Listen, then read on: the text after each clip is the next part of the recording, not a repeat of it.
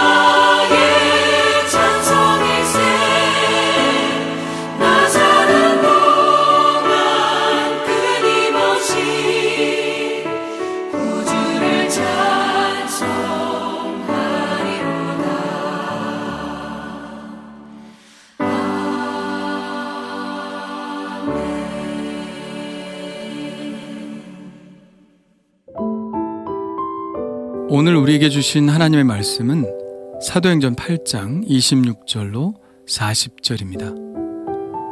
우리 다 같이 한 목소리로 읽겠습니다.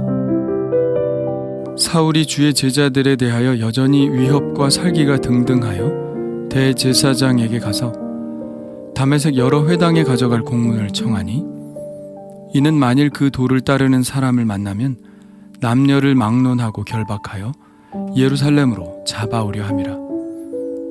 사울이 길을 가다가 다메섹에 가까이 이르더니 호련히 하늘로부터 빛이 그를 둘러 비치는지라.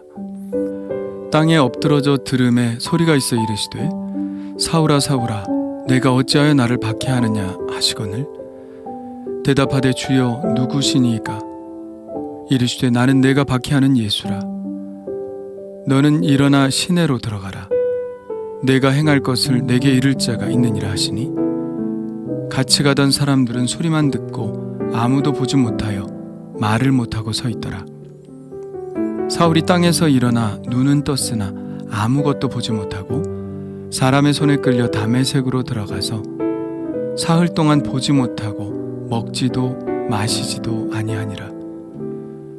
그때 다메섹에 아나니아라 하는 제자가 있더니 주께서 환상 중에 불러 이르시되 아나니아야 하시거늘 대답하되 주여 내가 여기 있나이다 하니 주께서 이르시되 일어나 직가라 하는 거리로 가서 유다의 집에서 5 사울이라 하는 사람을 찾으라. 그가 기도하는 중이니라. 그가 아나니아라 하는 사람이 들어와서 자기에게 안수하여 다시 보게 하는 것을 보았느니라 하시거늘 아나니아가 대답하되 주여 이 사람에 대하여 내가 여러 사람에게 듣사온즉 그가 예루살렘에서 주의 성도에게 적지 않은 해를 끼쳤다 하더니 여기서도 주의 이름을 부르는 모든 사람을 결박할 권한을 대제사장들에게서 받았나이다 하거늘 주께서 이르시되 가라. 이 사람은 내 이름을 이방인과 임금들과 이스라엘 자손들에게 전하기 위하여 택한 나의 그릇이라.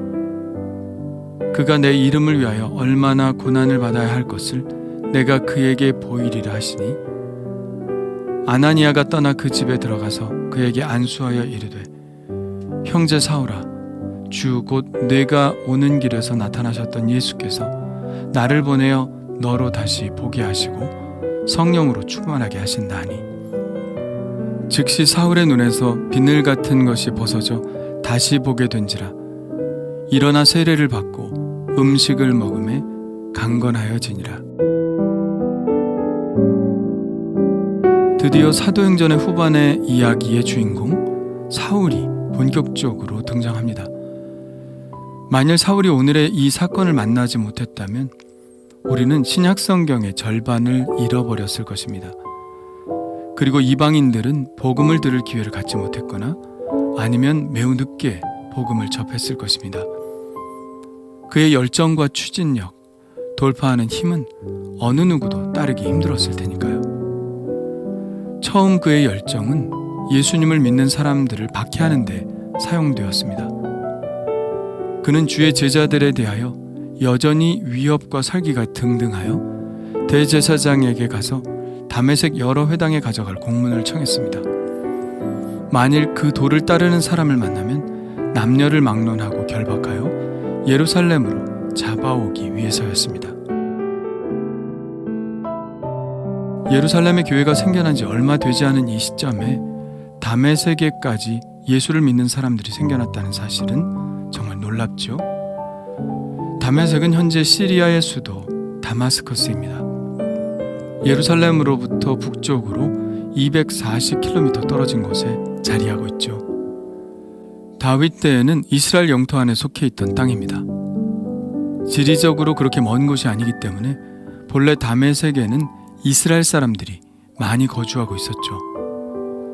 특별히 어떤 사도들이 다메섹에 파송되었다는 말이 없는데 다메섹에 이미 제자들이 생겨났다는 것을 보면 오순절 즈음에 예수를 믿은 사람들이 자기 고향으로 돌아가 복음을 전했던 것으로 생각됩니다. 이스라엘 사람들은 어디를 가든지 회당을 세우고 회당을 중심으로 한 공동체를 형성했기 때문에 예루살렘 대제사장의 영향력 하에 있었죠.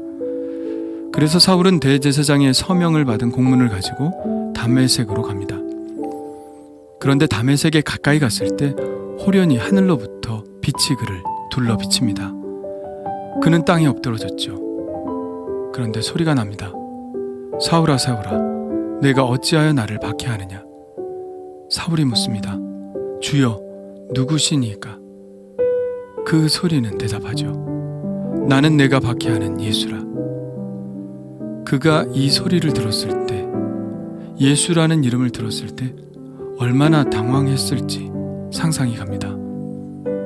자기가 믿고 있던 진리가 깨지는 순간입니다. 자기가 옳다고 믿었던 신념이 무참히 깨지는 순간입니다. 그는 더 이상 아무 말도 할 수 없었습니다. 눈도 보이지 않고 아무 말도 할 수 없는 상태가 된 것이죠. 이것은 그의 영적 무지 상태를 말합니다. 아무것도 보지 못하고 아무것도 말할 수 없는 영적인 무지가 철저히 깨달아지는 상태가 된 것입니다. 그런데 우리는 예수님의 말씀 속에서 매우 중요한 한 가지 사실을 깨닫게 됩니다. 예수님은 이렇게 말씀하셨죠. 사울아, 사울아, 내가 어찌하여 나를 박해하느냐. 사울은 예수님을 박해한 적이 없습니다. 예수님은 빌라도가 박해를 했죠. 사울은 그저 예수 믿는 사람을 박해했고 교회를 박해했을 뿐입니다. 그런데 예수님은 바로 네가 박해하는 그 사람들을 박해한 것이 곧 네가 교회를 박해하는 그것이 곧 나를 박해하는 것이라고 말씀하고 계시는 것이죠. 이것으로 우리가 알 수 있는 것은 무엇입니까? 우리의 배후에 그리고 우리가 모인 교회의 배후에 살아계신 예수님이 인격적 권능으로 실제하고 계시다는 사실이죠. 그러니 우리가 박해를 받을 때 예수님도 함께 박해를 받으시는 것이고요. 후에 바울은 교회를 그리스도의 몸이라고 주장하는데요. 바울은 바로 오늘의 이 사건을 통해서 그것이 비유가 아니라 실제적인 사실이라는 것을 실감했던 것이죠. 예수님이 당신의 제자들과 하나 된 인격으로 실제하신다는 것은 일찍이 예수님이 직접 이야기한 사실이기도 합니다. 내가 진실로 너희에게 이르노니 너희가 여기 내 형제 중에 지극히 작은 자 하나에게 한 것이 곧 내게 한 것이니라. 이러한 사실은 우리에게 한편 두려움을 주고 다른 한편으로는 담대함과 평안을 줍니다. 나의 행위가 주님이 하시는 행위가 되니 함부로 행할 수 없다는 두려움이 있고요. 내가 하는 행위가 예수님의 권위로 행하는 것이 되니 담대함과 평안을 주는 것이죠. 내가 박해를 받을 때 주님이 나와 함께 하신다는 믿음을 가지니 힘을 낼 수 있는 것이고요. 예수님과 우리는 이렇게 떨어질 수 있는 존재가 아닙니다. 예수님은 당신의 사람들과 늘 언제나 함께 계시는 분이죠. 사울은 지금까지 살아왔던 자신의 삶이 송두리째 부정되는 경험을 하고 참담한 시간을 보내고 있습니다. 눈은 떴으나 아무것도 보지 못하고 사람의 손에 끌려 담메색으로 들어가서 사흘 동안 보지도 못하고 먹지도 마시지도 못하고 있습니다. 그가 할 수 있었던 것은 무엇이었을까요? 바로 하나님께 기도하는 것이었겠죠. 그는 하나님께 계속 물었을 것입니다. 하나님, 저는 제가 옳다고 생각하는 일을 했습니다. 그런데 이것이 틀린 것입니까? 하나님, 제게 말씀해 주옵소서. 그 즈음에 다른 한편에서는 사울에게 새로운 삶의 의미와 목적을 주기 위한 성령님의 작업이 진행되고 있었습니다. 주님은 다메섹에 사는 아나니아에게 환상 중에 나타나셔서 사울을 찾아가라고 말씀하십니다. 아나니아는 꺼리죠. 그는 말합니다. 주여, 이 사람에 대하여 내가 여러 사람에게 듣사온즉 그가 예루살렘에서 주의 성도에게 적지 않은 해를 끼쳤다 하더니 여기서도 주의 이름을 부르는 모든 사람을 결박할 권한을 대제사장들에게서 받았나이다. 그러나 주님은 사울에 대해 이렇게 말씀하십니다. 가라, 이 사람은 내 이름을 이방인과 임금들과 이스라엘 자손들에게 전하기 위하여 택한 나의 그릇이라. 그가 내 이름을 위하여 얼마나 고난을 받아야 할 것을 내가 그에게 보이리라. 주님은 이제 예루살렘과 온 유대와 사마리아를 넘어 이방 세계에까지 복음을 전할 계획을 세우시고 그 일을 감당할 사람으로 사울을 택하십니다. 왜 주님은 하필 예수 믿는 사람을 박해하고 있는 사람을 택하셔서 오히려 예수님을 전하는 사람이 되게 하셨을까요? 그 이유는 우리가 알 수 없지만 분명한 것은 하나님의 역사하심이 아니라면 이러한 변화는 불가능한 일이라는 사실입니다. 예수 믿는 사람을 박해하던 사울이 오히려 예수님을 전하는 사람이 되었다는 사실은 그 배후에 분명한 하나님의 역사가 있다는 것을 분명히 보여주는 것입니다. 그리고 더 나아가 이방 선교가 하나님의 주도하에 이루어지고 있는 역사라는 것을 사울의 이 회심 사건을 통해서 분명하게 알 수 있는 것이죠. 사울은 이렇게 하나님의 택한 그릇이 됩니다. 하나님의 택한 그릇이란 하나님의 도구가 된다는 말입니다. 도구는 그것을 쓰는 자의 주권에 자신을 맡기는 처지죠. 도구는 자기의 생각이 아니라 도구를 쓰는 자의 생각에 따라 움직이게 됩니다. 사울은 분명히 이런 자의식이 있었죠. 하나님은 토기장이시고 자기는 그릇이라는 의식이 분명하게 그에게 있었습니다. 그는 도구가 갖추어야 할 분명한 인격, 즉 절대적 순종의 인격을 가지고 있었죠. 그러니 그는 박해하는 자에서 오히려 박해를 받는 자로, 고난을 주는 자에서 오히려 고난을 받는 자로 서게 된 것입니다. 하나님의 역사는 정말 놀랍습니다. 모든 그리스도인들이 사울에 대한 소식으로 몸을 움츠리며 떨고 있을 때 하나님은 그를 변화시키셔서 상상도 할 수 없는 놀라운 일을 계획하고 계셨습니다. 역시 영혼을 구원하는 일은 성령님께서 하신다는 생각이 듭니다. 성령님의 주도적인 역사하심에 우리가 부지런히 따라가야 함을 느낍니다. 사울처럼 하나님의 일하심에 택한 그릇이 되어 하나님의 손이 움직이시는 대로 따르기를 원합니다. 오늘도 주님의 요긴한 도구가 되게 하여 주옵소서. 주님 감사합니다. 사울을 변화시키셔서 이방 땅에 복음을 전하게 하시고 우리에게까지 복음이 들려지는 역사를 이루어 주시니 감사합니다. 하나님의 택하심에 전적으로 순종하여 하나님의 계획하신 일을 모두 이루어간 사울처럼 저도 성령님의 음성에 전적으로 순종하게 하여 주옵소서. 때때로 제가 옳다고 생각하는 일이 틀릴 수도 있는데 고집하는 일이 있습니다. 성령이 지적하여 주심에 따라 포기할 것은 포기하게 하시고 내려놓을 것은 내려놓게 하셔서 하나님의 새로운 꿈과 비전을 향해 동참하게 하여 주옵소서. 예수님의 이름으로 기도합니다. 아멘. 다 같이 주님 가르쳐 주신 기도 하겠습니다. 하늘에 계신 우리 아버지여, 이름이 거룩히 여김을 받으시오며 나라가 임하시오며 뜻이 하늘에서 이루어진 것 같이 땅에서도 이루어지이다. 오늘 우리에게 일용할 양식을 주시옵고 우리가 우리에게 죄 지은 자를 사하여 준 것 같이 우리 죄를 사하여 주시옵고 우리를 시험에 들게 하지 마시옵고 다만 악에서 구하시옵소서. 나라와 권세 영광이 아버지께 영원히 있사옵나이다. 아멘. 우리 이제 각자 하나님께 기도하는 시간을 갖겠습니다.